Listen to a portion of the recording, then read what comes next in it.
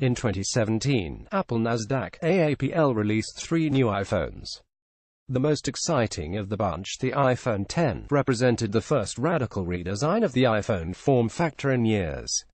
It's sleek, sports a high screen-to-body ratio, and includes some nifty facial recognition technology not found on any other smartphone. The iPhone X, however, isn't for everyone.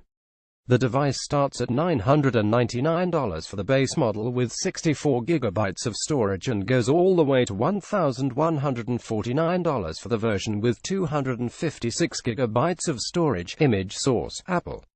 To address more cost-sensitive buyers, Apple also introduced the iPhone 8 and iPhone 8 Plus.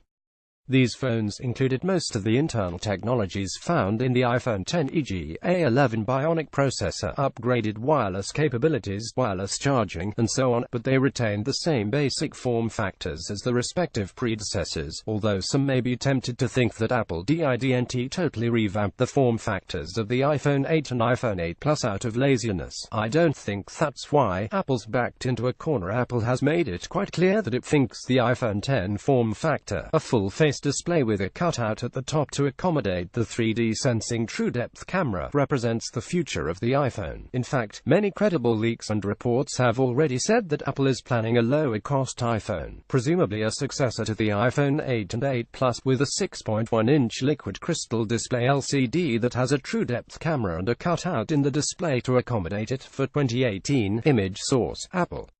So if that's the future of the iPhone, any form factor change that Apple could have introduced with the iPhone 8 and iPhone 8 Plus would have been a short-lived change. Moreover, it's hard to imagine what changes Apple could have done while maintaining the same screen sizes and resolutions.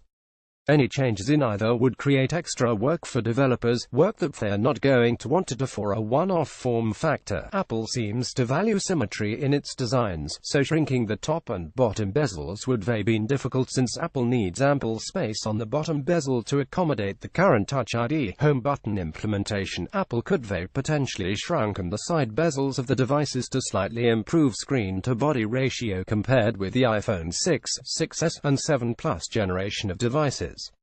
However, I think Apple's designers consciously and carefully chose those side bezel sizes and hasn't shrunken them because that's the vision that the designers had in mind for those products. So, in a nutshell, Apple had two choices: let the familiar iPhone form factor ride again, or move the entire line up to the same form factor as the iPhone X. One big problem with moving the lower-cost iPhone to the iPhone X form factor is that this would dramatically increase the need for the true-depth camera systems that are currently only used in the iPhone X, considering the numerous reports that supply of components for this camera system held back iPhone X production and contributed to delayed availability of the device. Going all in on the true-depth camera would have been very risky for Apple. In addition, Apple would have had to bet on a relatively new type of display technology, likely Japan Display's new full-active liquid crystal displays LCDs, for such a device.